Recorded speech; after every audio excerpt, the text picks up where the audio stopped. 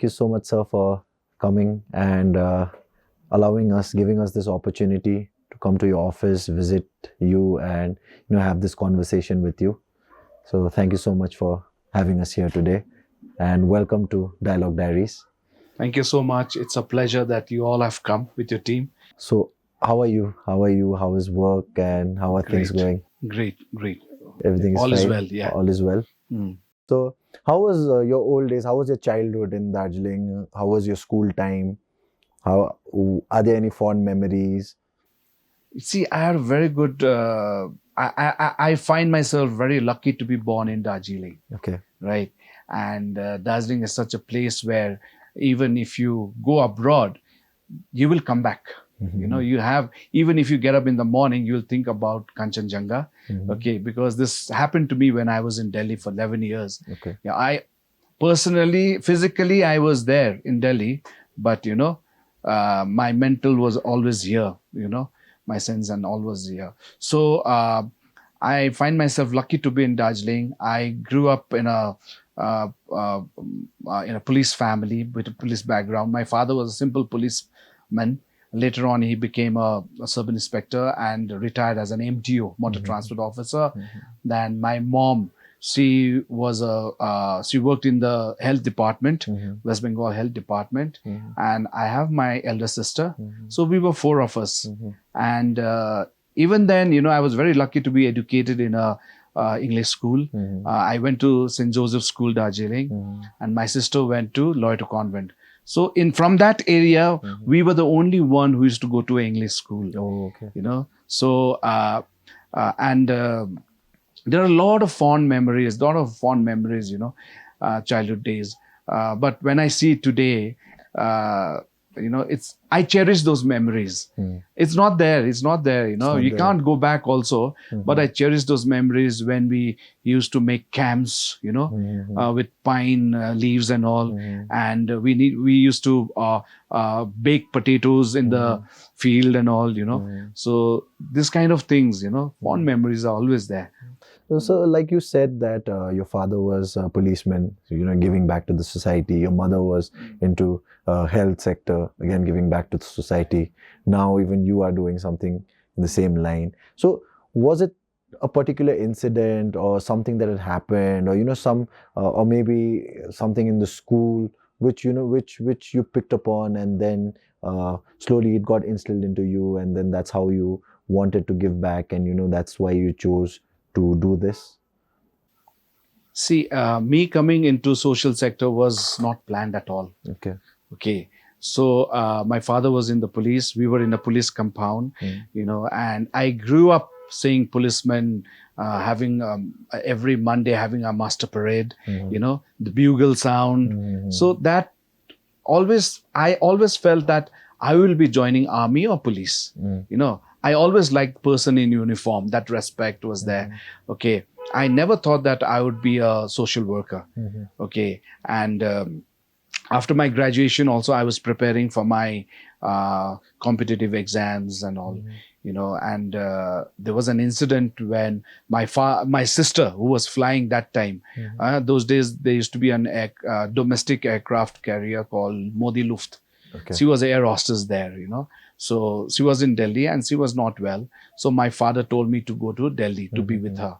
So I landed up being there for 11 years. Okay. So it was all unplanned, So then I used to give my exams and all. I used to sit for exams and all. Then one day I realized, like, after giving so many exams, I used to get selected. But during medicals, I used to fail because I had minus 6.75, my right eye. Okay, and I had a little bit of knock knee also. Okay. Then I thought I would never, because I always failed during medical tests and all. So I realized, my life in armed forces will never be a reality. Okay. After one day, after doing one exam, I failed in medicals. I came home and wept bitterly, Then I didn't know what was my second option. I never knew what was my second option, Then I was working with the British Council then. Then from inside British Council, One World South Asian, an international NGO was born, and they were looking for staff. So I got recruited there. Okay, and their office was in Qutub Institutional area in New Delhi, and they were into ICT, okay, information communication and technology. And there I saw, then it was an NGO, right? So there I saw like, oh, NGO, oh, the NGO is this kind of work and all. So that gave me something, oh, I think I should go back and do something for the society. Okay. And this thing was there in my mind. So at one, I also visited my house and all, home and all during holidays and all. Then I visited a place called Kage. Okay. In Maria Basti, okay, and there's a father who used to keep, some children from the locality and all. So one day in the evening, I was with him chatting and all. So I saw one young, small child holding the pillar and looking towards Pedong. Okay. And I asked father, who is this child? And he told me that she has just lost her mother. It's been a month. Then I felt from deep inside that she's missing something and she's looking at the other side of the hill all alone. Today when I reflect, I feel that was a trigger. Then I felt that I should come back and do something for my society. Okay. Then it was no looking back. So got the society MARG. MARG is Mankind in Action for Rural Growth. So we are 7 members out here. So got it registered in New Delhi. And this is how I came back to Darjeeling, and started with the basic education for the children. So is like MARG, it works towards, against human trafficking, against child sexual abuse. Was there any particular reason or any particular incident that happened with you or in front of you because of which you wanted to, give back to the society, but in this way? I mean, like, choosing this as what you wanted to do as a social service? Again, as I said, I never thought that I'll be a social worker, And during my earlier podcast, right? During my podcast, I had even mentioned, like, during my college days, I had visited a brothel, due to peer pressures and all. So that today I remember it was, I think, Father Maguire from Gandhi Ashram. He always used to say, you have come to this earth with a purpose, and you have to find that purpose in life. Okay. So I think God had his own ways of showing me that purpose. So he sent me to that brothel. Okay, when I was in 3rd year. So today when I reflect and see, it was that incident also which, taught me to serve. Okay. So that's why, today we are working in the red light areas, saving young boys and girls from being trafficked or being abused. Okay. Yeah. Your work, it deals with such a sensitive issue, be it human trafficking or be it child sexual abuse. So does it take a emotional toll personally when you are working so closely with them? Yes, it does.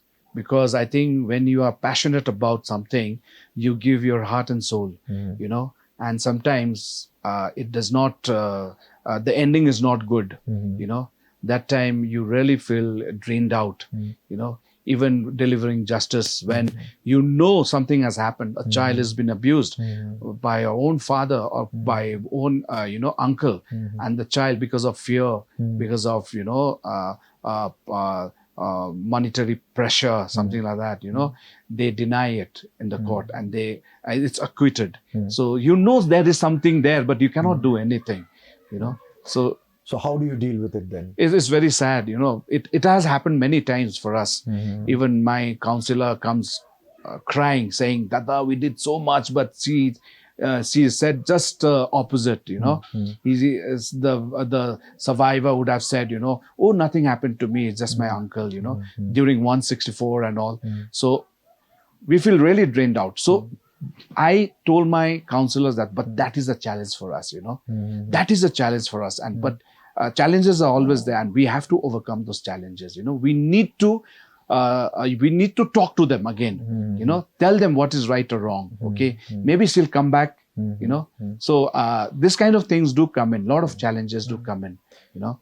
For us who are not aware of, you know, everything that happens, right, and we just we are not aware, even though it's right in front of us. Sometimes we don't know the details about it, right? So when you just for if you had to explain it to us, that if a child is sexually abused, then how would you, like, you know, what is the process or what is the mindset with which you go? Because, you know, sometimes it's very difficult for, like, if say I am a normal person, it's very difficult for me to talk to a child regarding that topic, because it's very sensitive, right? And not just me, this might be a problem with a lot of people. They might have difficulties to talk, or they might feel a little awkward. So how to go about it? What would you suggest, or how do you go about it? Means your counselors, how do they go about it? See, child sexual abuse happens anywhere, and mostly it happens when you know, it happens inside the house. Okay, where the perpetrator is a very trusted person, like your stepfather, your uncle, your elder brother. You know, they hold certain position in they hold a certain position, and that position is misused. Like you said, now, how can a father do this? How can a brother do this? That brother's position is so high, na? You cannot trust, you know, you cannot believe it only. So child sexual abuse, which is happening in the house, and because of this, the child is been abused again and again, you know, again and again. So what we tell our counselors whenever we have trainings and all, you know, identification. There are some identification. You can identify, you know, when a child, a very good child, good in studies and all, not doing so well in studies, when she is not, you know, her routine has changed, you know, she's totally different now. Okay, she's quiet, silent, her food habits have changed, not eating or eating excessively, like, you know. Then there are a lot of things, walking in odd manners.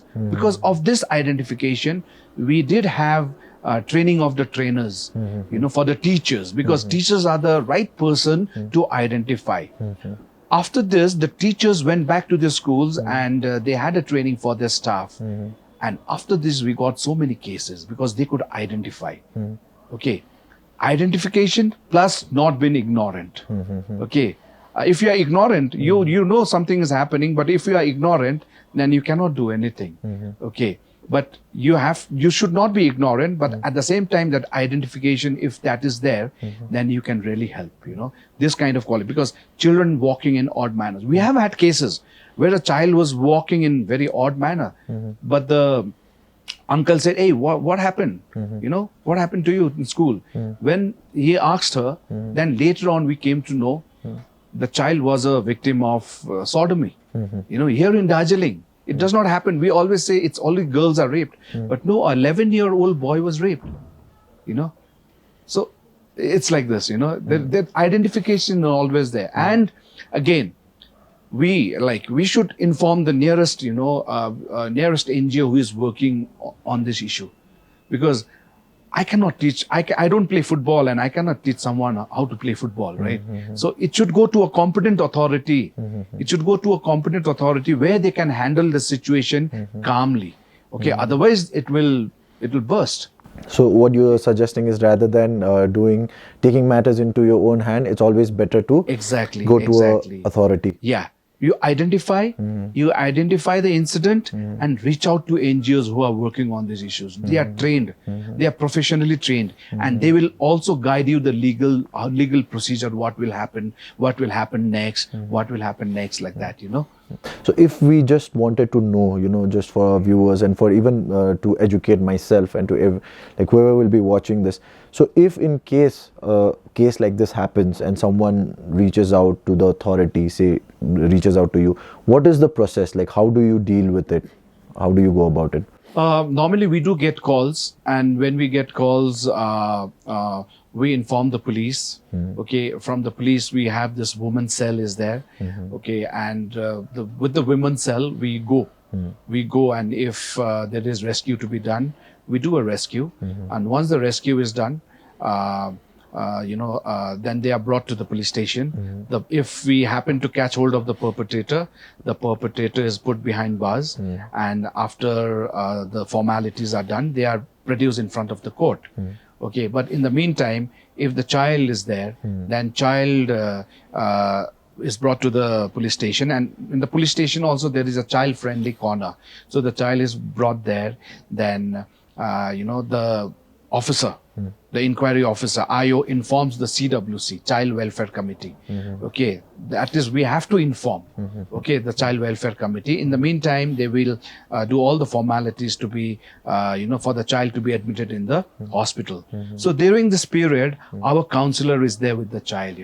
During this period, we try to engage the child, talk to her, and make her feel comfortable, and even make her feel that, see, when the police is there, you are not been arrested, you have been put to a safe place. Because normally what happens is, when a child is rescued, the father, mother feels that, she's arrested. No, it's not arrested. She's taken to a safe place where she is not influenced by any other sources, so that she gets justice. Okay. Then the child is sent to for medicals and all. During medicals, our staff is also present there. Okay. Then the police takes the child to the Child Welfare Committee with the help, and they will put the child to a shelter home, in a protective home. So the child is there in the protective home. Okay. Then after a few days, when the date for the 164 thing will come, so she is taken from there to the court. Okay, where she has to narrate the same incident in front of a judicial magistrate, where no one will be there. So during that period also, we counsel the child, We always tell the child to speak the truth. Okay, tell whatever happened to you. Don't make it big also, don't make it less also. But say whatever has happened to you, and trust in God. So we counsel the child that way. So we even we even accompany the child to the court. But once she gets inside, then we are outside, So this is the process. But children, they are so naive, they are so it's a very nascent stage. How deeply, I mean, we know how deeply, but since you have been working in this field, you can enlighten us in a better way and let us know about the severity of what it causes to the mentality, to the anything, the morale, the confidence of a child. So how deeply does it affect a child mentally? I think it affects a lot, the child. And we as a learned person, or maybe person who has been working in this field, we always say that, the child should never be blamed on what he has done or he has done, We always say, oh, toile garda pata. Okay? No, it's not a fault at all. It's not child's fault at all. Why? Just imagine, we always tell the mentality, when someone wears short clothes, you attract them, and the rape happens. No, this is not the case. So we always tell, why a 2-year-old baby is also raped? Why a nun who has been fully, covered, they are also raped. It is the mentality of the person, So what we feel is, a child should never be blamed. It is the person who did that should be blamed. Okay. So, because whenever a child is, a victim of child sexual abuse, the child always feels that she is to be blamed. The child is scared, and child feels unwanted. Okay, she's always blaming herself. Oh, I too was a part of that. I too was a part of that act. So she blames herself, and she feels very, very angry, and, she feels unwanted. Because of me, I did this and all. So main thing is, a child should never be blamed. And if a child comes with this, information saying that I have been abused, a child will never lie. A child will never lie on this kind of seriousness issues, okay? You have to believe that. A child needs to be believed. Because a normal child will not come and tell you all these things, you know. So one should believe it and act. So we as a society and you as an organization, how can we or what can we do to help the child get back to wherever he or she was, morally, confidently, behavior wise, physical wise? What can we do? See, acceptance is a very important thing, you know. First, she should be accepted by the family, okay?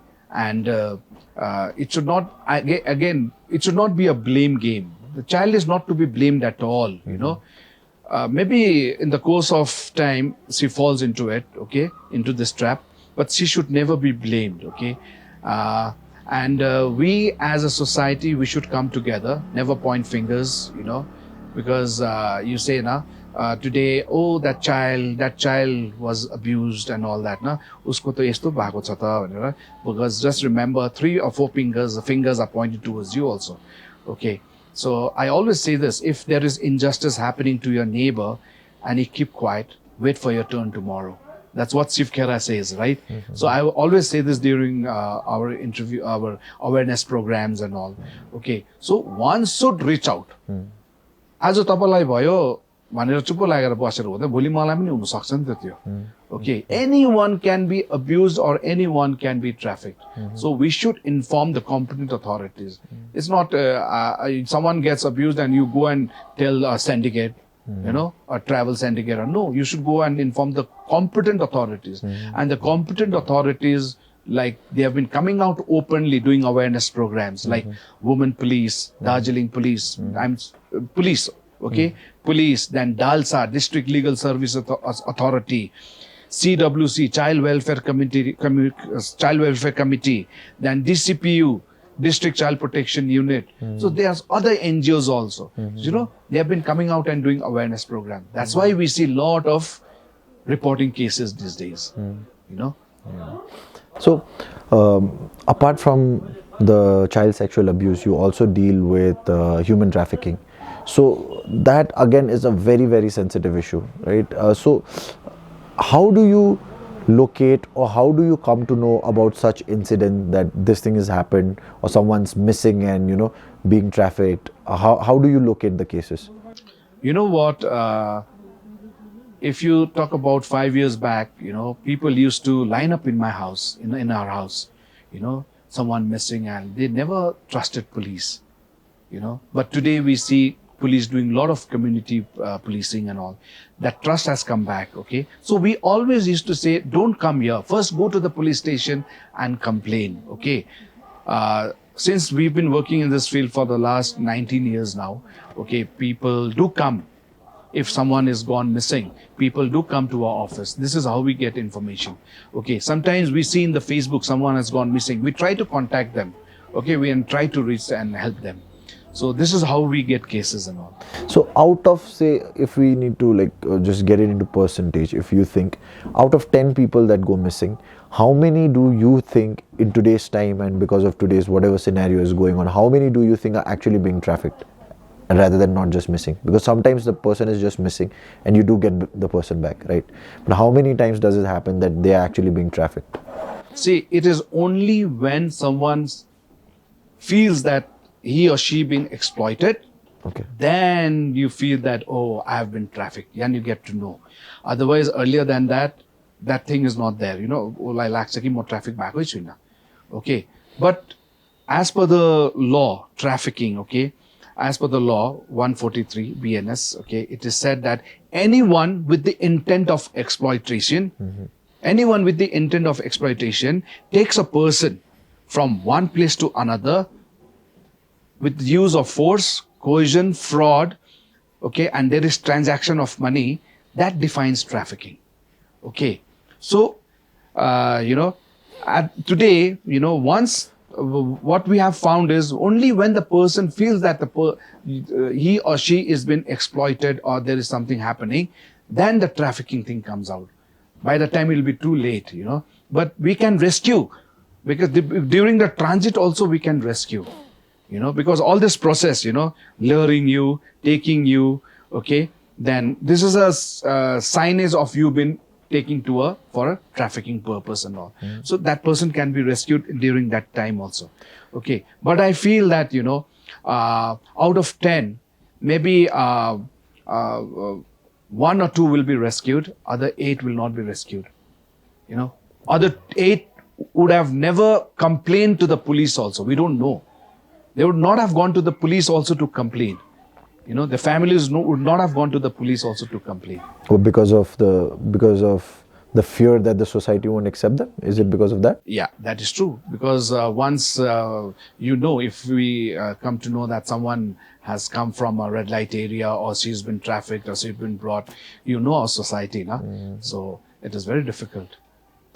So in your rescue process, like when you do the rescue operations, so how do you do it? If you had to tell us, step by step, okay, this is how we get the information and this is what we do, this is how we go. Or it would be better if you could, enlighten us with an example or with an incident that, or a case which, your organization has dealt with. There was one case. There are many cases, but this is a little bit different from the other case, okay? See, normally rescue is done by the police. Okay, we only assist them. They are the competent authority. NGO cannot rescue. Okay, but there have been instances where NGO acts like police. That is wrong. Okay, we can assist the police. Okay, so there was a time we had one case where our volunteer informed me saying there's a girl who is a major. Okay, and she wants to come out from the red light area. Then we need to be very clear that if she really wants to come out or not, So I had a small watch, it's a camera watch, I gave that person, and I even asked someone because we need money to engage the person, so we had to pay. Okay, so he went and spoke to that girl and he recorded it and he got it back, So when I heard the girl saying, okay, I even saw the girl saying, yes, I want to come out. And she was from Nagaland. Okay, she was from Nagaland.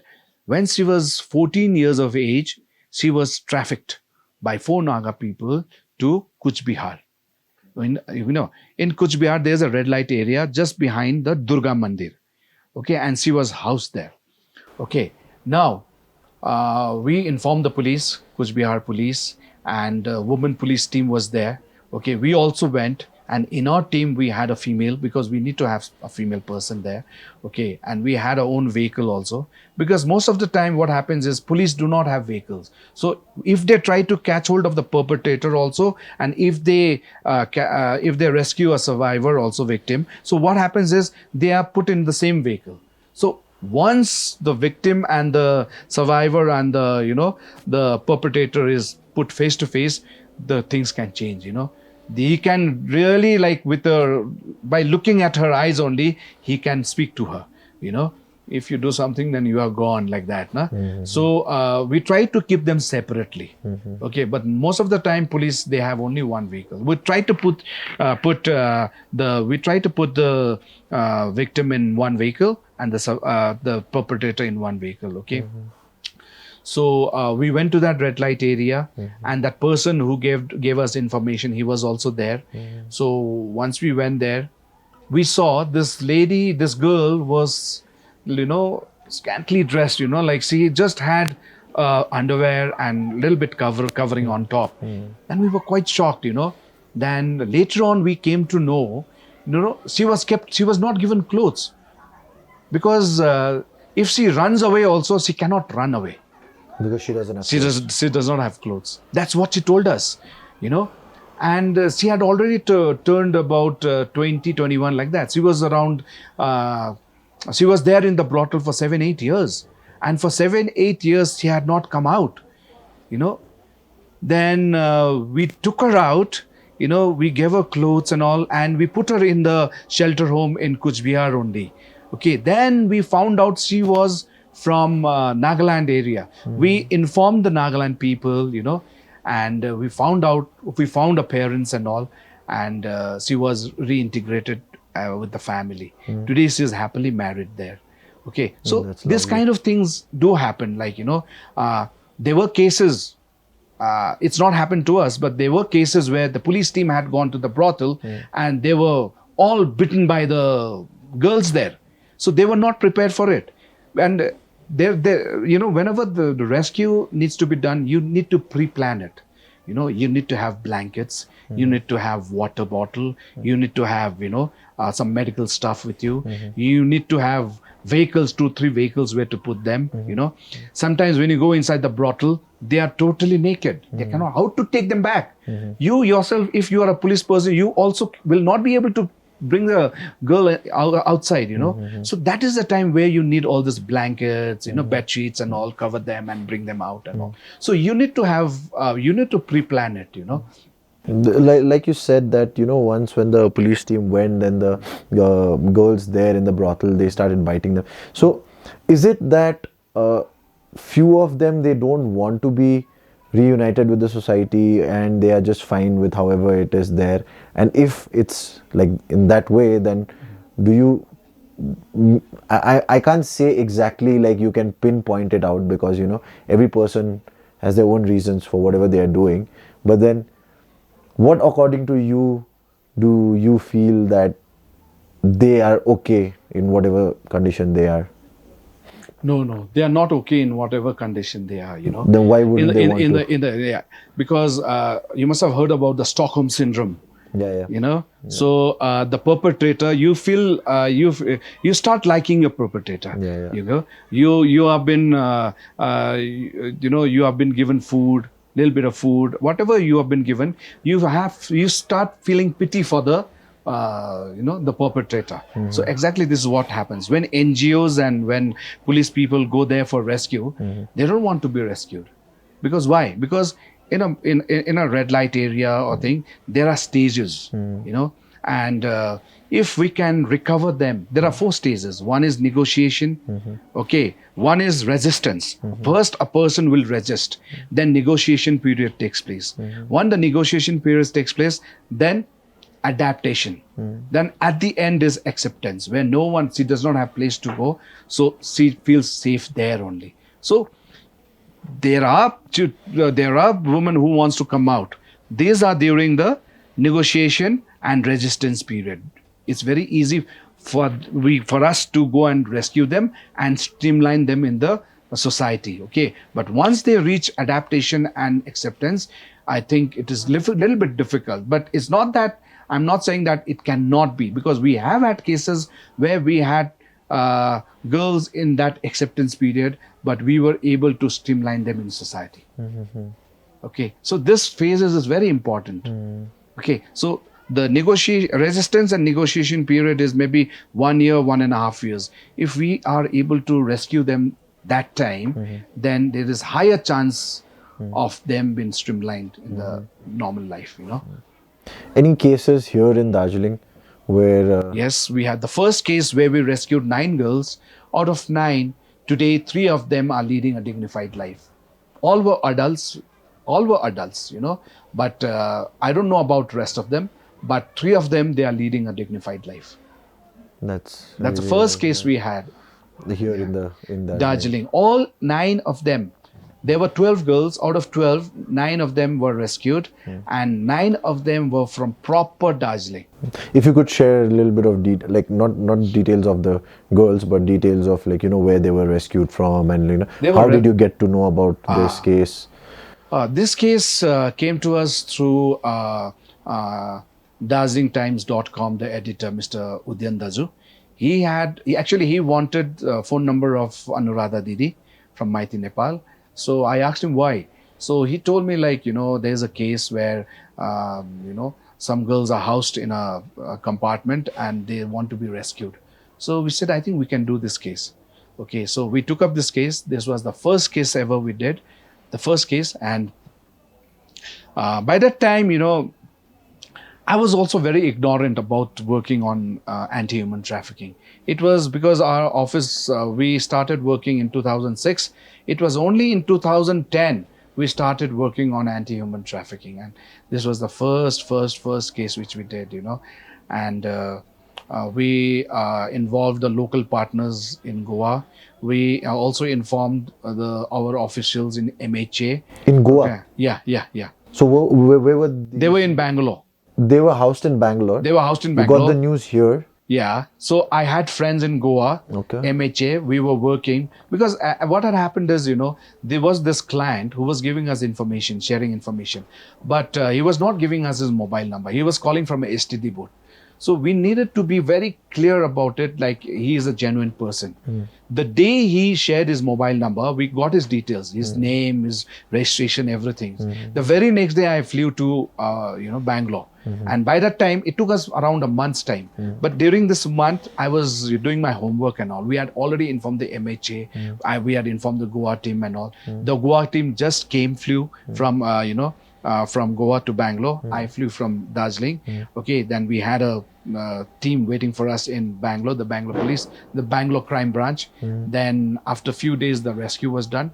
And we did a recce first. We went to see if the girls are there or not and all that. So we did a recce. Then on 1st of July, they were rescued. And were they being housed for something? yeah, that they were confined in a room. Why?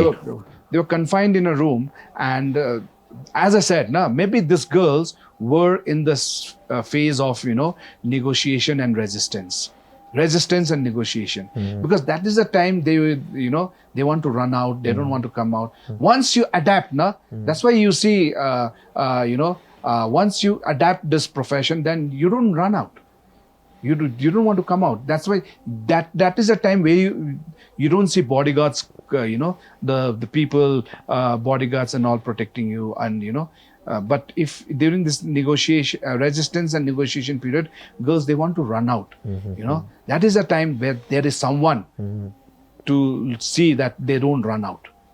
So there was a bodyguard also there. So on field, was it very difficult because you are from Darjeeling, you had a team going from Goa, and you are rescuing in a completely different state, in a different place. Had you been to Bangalore before that? No.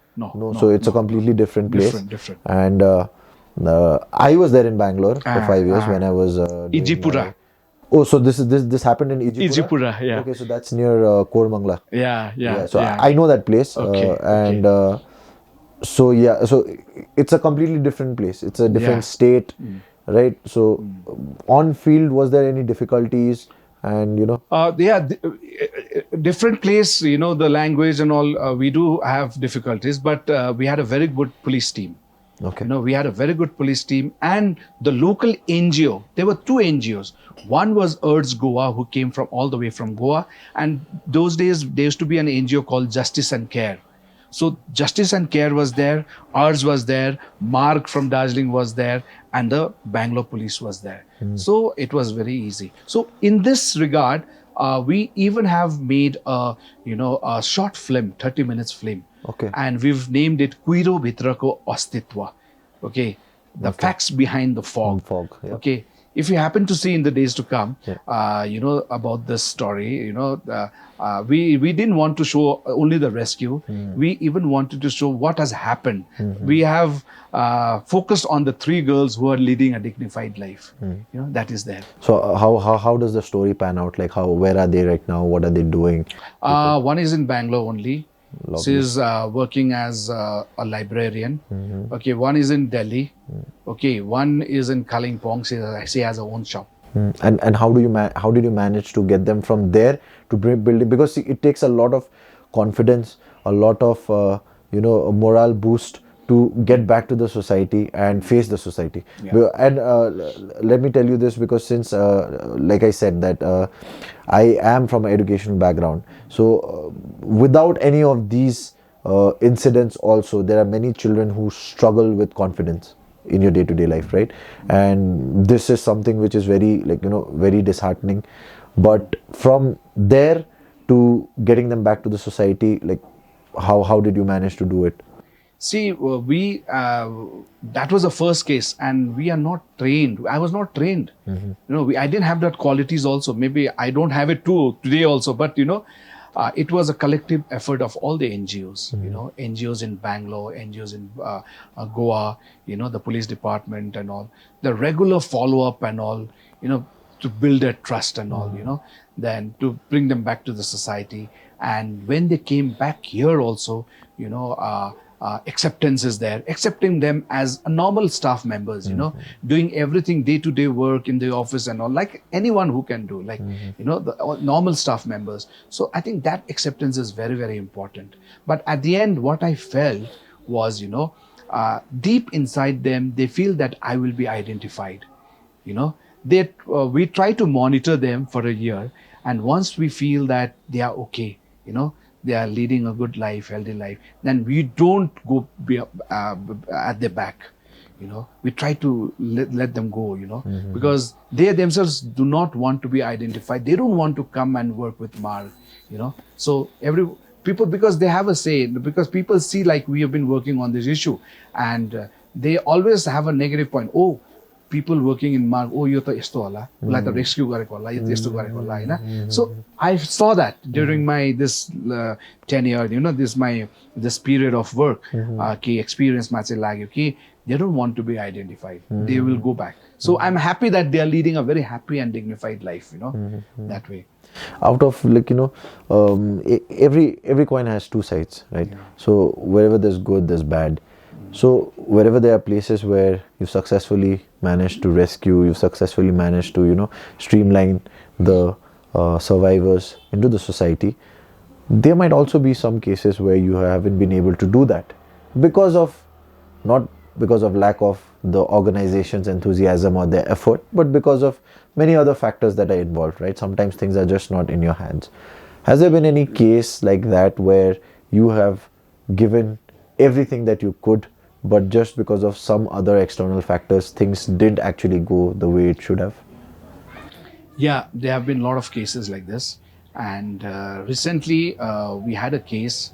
I would not name the area also. Yeah. Here in Darjeeling only, we had a case, and it was a case like, the girl had sent a SMS to the cyber crime office of Darjeeling, Okay. Saying that I'm only 17 years old.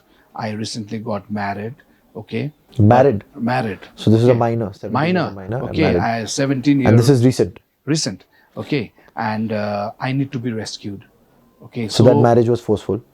Could be. Okay. So the officer informed us. So we said, yeah, we'll be able to rescue. Okay, we'll be able to rescue. So we had a team in that village also. We have villages against trafficking club in most of the villages, So we sent a team there, and the person also reached, a volunteer reached that place. By the time she reached that place, there were 4 to 5 vehicles of political leaders coming there, and I too was threatened by that political leader.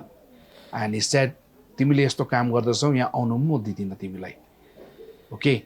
So I felt so sad, a leader who is supposed to lead the people is taking back to those old days of child marriage and all. So if we have this kind of leaders, what will happen tomorrow? He even said, "म त उसको भातको त्यो के अरे उसमा के भन्छ नि त्यसरी भातको लागि त्यस्तोमा गएको, मैले एटेन्ड गरेको, के गर्छौ?" So what do we say? So it's very sad. After doing so much, then my turn was to inform the police. I informed the police because I am not a competent authority. My thing was to go rescue and inform the competent authority. I informed the competent authority. We informed other competent authorities also. But at the end, what happened? Nothing happened. And there was another case where a child was in class 9. She informed her school teacher saying that she was abused. She did not want to go home. Then the teacher said, "Why you don't want to go home?" Then she narrated the story that my uncle has come on a chutti, on a leave. And whenever he comes, he abuses me. He exploits me. And she said, "I've been abused for the last," when she was in class 5. How many years? When she 4 was in years. class 5, she was being abused, and now she's in class 9. 4 years. So, yeah. Then what happened is the school teacher informed us. We sent a social worker there, a female social worker. She narrated the same thing to the social worker. Then I went to the school. Then I also sat with the social worker. She said the same thing. Then I could feel that 100% she was being abused. So the person, the perpetrator was arrested with the help of police. The police arrested. Okay, that very night I had around 30 persons coming to my house and banging the door. You know, when I opened the door, there were around 30 people there, and the mother caught hold of my leg and say, please wapas li dinos na your complaint. I said, mo li din na your complaint. Okay. And the very next day, my father says, yaar, what are you doing, yaar? You are putting us all into danger. You know, you take back that case. So I walked to office that day and I was praying, you know. Then I said, no, my father always taught me to be truthful, you know, to be righteous, you know. Then I called back and told him, no, today I'll not listen to you because you have taught me good qualities. I'll not take this case back. I will fight for this case, you know. And you know what happened? That girl during 164, she went and said nothing happened. Even after so much of counseling, we know something is there. Now what has happened was this little girl had lost a father. And father's elder brother, who was in the army, he was financing the family now. Okay. He was financing the mother, and he was taking care of her elder sister who had joined nurse training. So he was doing all that. So as a perpetrator, these are the signs of the perpetrator. They use that position and money to get benefit, you know. And that person is in the army. Yeah. And there was an inquiry in the army also, na. There was an army did a lot of inquiry and all. I think his promotion and all was, you know, not given. But at the same time, you know, at the end, this little girl said nothing happened. You know, the mother, what I feel is the mother would have influenced the child, saying, you know, he is the main person who is supporting us. Why do you want to go against him? So that's why I am saying, in Darjeeling area, we don't have a protective home. We have a shelter home. Protective home is a place where a survivor of human trafficking, survivor of child sexual abuse, survivor of rape is protected, so that the external people cannot influence, so that it cannot be an obstacle during, getting justice. So there are things happening like this, you know, and we have had a lot of cases where, we know something was wrong, but the child was influenced. It's so, I don't know, I'm just out of words, and I don't know what else to say after this, but what about, like, has there been, like, have you tried to, connect with the government? Does the government support you, or, like, anything as such where you have support from a higher authority, so that so if you have a support from a higher authority, then it gets easier for you to work, right? So something of Yes, that yes. Normally we work that way only. We go through the grassroots level only, but if a work does not get, done, then we try to reach out from the higher level also. And yes, we have sensitive officers, sensitive officers where they do help us. And because of this sensitive officers, we've had cases where during the transit only rescue was done and all. But a lot of awareness needs to be done. But at the end of the day, there is always, the black sheep in every department, And see, today, if you say, oh, MARG is doing so well, we feel nice, na? But if someone says, oh, MARG is not doing well, you are doing this, right? I feel annoyed, right? We get annoyed. The same thing has happened to us also.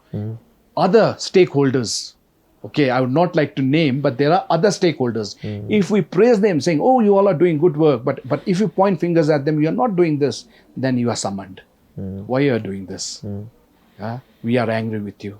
So it has happened to us like that. So every day it is a challenge for us, But we always we take the path of righteousness. That's what I feel. We try to do that. And I feel it's even so difficult because, like you just mentioned, that because see, at the end of the day, we all earn our bread and butter through some medium, but for us it still gets easier for us to differentiate between professional and personal. Also because the maximum that it gets involved is that you get too tired and you can't give your family time. That's the maximum that for us that it gets involved. But in your case, where people are coming and banging at your door and you have a family of your own, it gets very I don't know, it might get very hostile sometimes, right? So how do you manage to deal with those kind of situations? How do you manage to segregate between your personal and professional life? See, first I would say again, your passion is there. You know, passion will not let you sleep also at times. Okay, but yes, I have suffered a lot. That's what I feel. Because when my children were growing up, at one point of time, my daughter was told to draw, okay, and about the family. So she had her mother holding her hands. Then the brother is also there, grandfather is there, grandmother is there. Even the pet dog, pet dog Buzo is also there, okay. But the father was not there. Oh, that's very, You know, yeah. that one really hit me hard one day. It really happened to me. I used to read about it, but it really hit me hard. And खै बुवाजुर खै भन्दा चाहिँ बुवाजुर त घरमा हुँदैन. Then I felt I need to do something. Then I started giving time to my family. Then I realized I was drifting away from my family. My work. I was a workaholic. So I started spending time with my children, playing guitar, singing with them and all. So there were even times where, I was about to, I've never said this before, we were about to celebrate the birthday. Okay. Then I was called. Thana ma ekchin aइदिनुस् न. Then I went. Then it was in the evening, 4 o'clock, I got the call. And I came home late night around 9 or 10 o'clock. The cake cutting ceremony, everything was over. So this kind of things has happened, But I feel, we need to give time to the family. And I have suffered. And it really hit me hard that me not being in that picture, the painting where my daughter had painted, really hit me hard. But even today, I get so, when the case comes up and all, I really focus it and but I make it a point that I give my time. I try, I'm not saying that I'm doing this, but I try to give time to the family. But I'm sure your daughter will be very proud of what you're doing. And coming from someone who lost his father at a very early age, I definitely want to say this to your daughter, that your father is doing a great job. So, yeah. That's nice. Thank you. And stories, these not just stories, but these cases and these incidents, somewhere along the line, there's always a silver lining for everything. Yeah. So what is that silver lining, or what is that one, or maybe there might be some one case or one incident that happened with you, in front of you, because of which you feel like, okay, this is why I do this for, what I do this for, and what keeps me going. Is there any case? Can I tell you about one case from Darjeeling? Yeah. Definitely. Okay. This was a 14-year-old child studying in a very prominent school in Darjeeling, and she went missing. And we got the information by friends and well-wishers. They came and they informed us this 14-year-old child had gone missing from Darjeeling. So we started looking for her. Okay, then we met her friends also. Through her friends, we came to know that there is a person who she used to talk to from Delhi. Okay, then what happened is, then we also came to know there was one teacher, professor, who had traveled that day in that vehicle. Okay, and this girl had asked someone, and she had dialed that number. Okay, but at the end she had deleted that number also. Okay, but she was saying, Anand Daju, that word Anand. So this is how it works, that we could locate that driver. There was a person named Anand. Okay, I'll come to that at the later end. Yeah. Okay, so this girl goes missing. Then we go to the police station. Those days it was not like POXO cases, someone missing, a minor. Today, if a minor goes missing, then and there FIR is registered today. Okay, but those days it was not like that. Okay, so it was a missing case. But deep in my heart, I felt that she was trafficked. Okay, and the police officers were saying, no, usko Sonagachi lekar gaya hoga. Then after a finding, that is where we came to know that she had gone in that vehicle Okay, we went to the syndicate and found out, यो नानी त मसँग गएको थियो, यसरी phone गरेको थियो, तपाईँको number कति भन्दा गाडीको number. Okay, then there was a professor also. Then after that news got viral, na, that professor, oh yes, I too heard that girl saying Anand. Okay, so we got collected all that. Then we said, no, this girl would have gone to Delhi somewhere. Okay, then I had a friend, Mr. Nima Bhutia. He was SDPO Kurseong. So I went to him because I wanted the pressure from a little bit higher authorities. Okay, so I went to him. He did help me a lot. Okay, then she's gone missing. She went missing on 26th of November 2011. Oh, it's that vividly in your head. Yeah, 26th of November 2011. She had gone missing. Okay, then. We were in touch with, she does not have a father. She has a father. Okay, her father was a sadist. You know, he used to put handkerchief in her mouth, tie her and beat her and make her naked. Okay. And how did you get to know this? This is all because we went to the society, we talked to them, and the child also narrated all these things, you know. So that the question, and she used to go and fetch water from the near stream. Okay, and people used to see that fingers mark on her cheeks. So my question to the society is, why did the society did not act then? If the society had acted, she would not have been trafficked. So she was seeking for love. And in the meantime, I was in touch with the grandmother. Okay, okay. Because we told her that if any call comes, if by chance she happens to call, please share the number with us. Okay. So we started, it was, I think, 26th of November. 26th of November, she had gone missing. Then in between, around March, I got this call. Okay. March, from November to March. Yeah, okay. Yeah. So I was informed that, she is in Chandigarh because the grandmother, she had called her grandmother.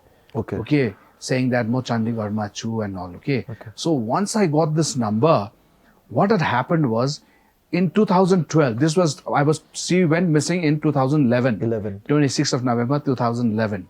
In the month of January 2012, the CBI had launched anti-human trafficking unit, a different unit in their department, okay, which was looking after trafficking and all. So they had a huge inauguration ceremony. Okay. So in the evening, my friend and myself, what we did is we tried to call that number. When we called that number, the way the response which we got was very surprising. He said, "Kya chahiye? Kyun phone kiya?" and all that. Okay. Then this is a helpline number. How can one talk that way? Okay. So we thought like this is not right. So I went to the CBI website, and nowadays you have all the senior officers' numbers and email IDs. So I wrote to them. Okay. I wrote to them saying that, sir, congratulations of having this new anti-human trafficking unit in your department. But the person who is receiving the call should be trained, because a person who is supposed to call there, they are not normal, They are into trauma, someone seeking help. And if they get this kind of response from the helpline, what will be the result? Okay. Can you believe I received a SMS? "Thank you, Mr. John. We will look into it." And he was the director of the CBI. Okay. So this is how I got in touch with this director of the CBI. Okay. So I was in touch. So what happened is this case was there now with me. Okay. So in the month of March, we came to know that the child is in Chandigarh because she had called her grandmother. The grandmother had shared that number with us. From which number? So we forwarded it to the CBI. Then the CBI was taking, they took the charge, and they found out it was not, they found out it was not Chandigarh, it was in Delhi. Okay. And they cracked this case where 21 people got arrested. Just imagine, 21 people got arrested, and this girl was sold, I think 3 to 4 times during this 3-4 months period. Okay. Can you believe? She was sold. She was sold first for 3 lakhs, 2.5 lakhs, and at the end she was sold for 60,000 rupees. Just a small child, 14-year-old child. Okay.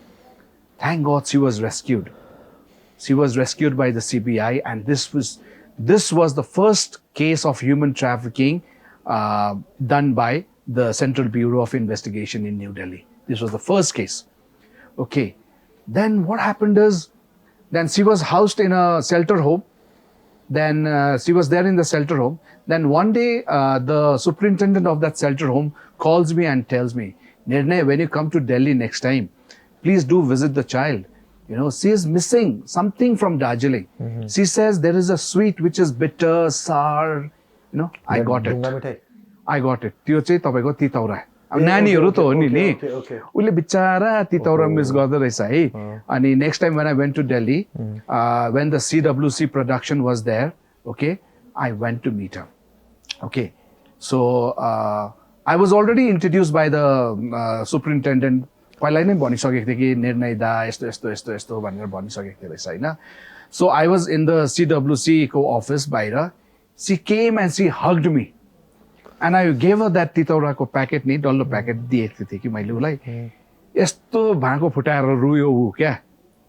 त्यति बेला चाहिँ my eyes was also wet क्या. अनि maybe त्यो पनि trigger, त्यो पनि एउटा case होला which is deep in my thing क्या.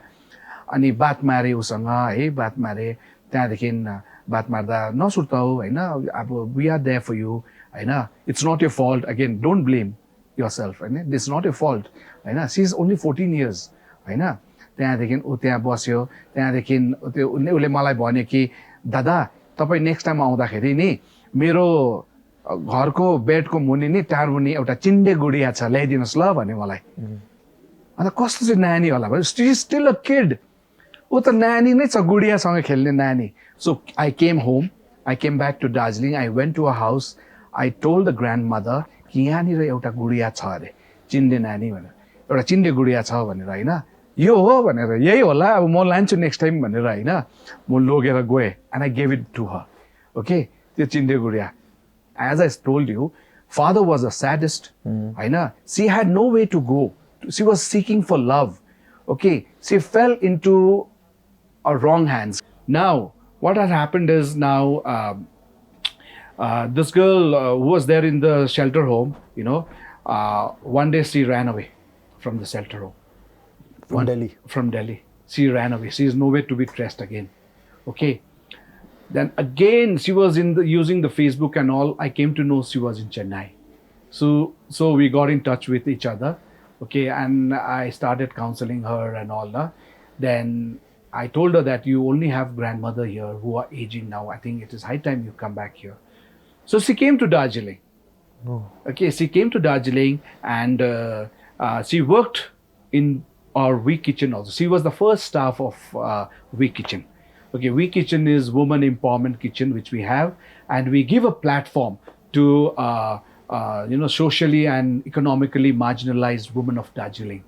Okay, we give a platform so that they can become entrepreneurs, they can have a decent job, and they can have a decent life. Okay, so she was one of the first staff of MARG working in with We Kitchen. Okay, so now she is happily married. Okay, she is happily married, and the day I told you, now when I went to give her the Chinde Gudiya, okay, she gave me a card, okay, and it was a thank you card from her, well written, and which I have framed it in my office. That's so sweet. And that gives me inspiration. And she also came, when she was working with us, she came with a quote saying, if you want to dream, dream with your eyes open, not closed eyes, So I have it still hanging in my office. So this was one of the case which is very close to my heart.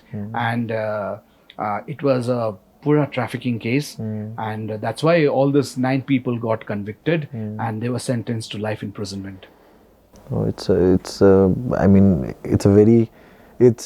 bad that we have to see this in a society, but where there's bad, there's good, and I think it's a very commendable and very honorable job that you're doing. Thank you so much for doing this. And like you spoke about, We Kitchen, and your organization also works in rehabilitating the survivors. So is We Kitchen a part of that program? Yeah, we always thought like, after rescue, then what? Rehabilitation is a big challenge. We always work in rescue. Most of the NGOs work in rescue, but what about rehabilitation? I think that is very much needed to fill that circle round. So we started this economic rehabilitation where we have women who are, as I said, economically and socially marginalized, and we give them a platform, and we make local products like potato chips, shrimps achar, Nutrela ko achar, and gundruk ko achar. But with potatoes, we have now new flavors like oregano, onion flavor, garlic flavor, and all. So we sell it in the market, in the local market. We have around 12 outlets. But in the days to come, we are trying to increase it because we have new machineries which have come, which have been supported by another organization. So our production will increase.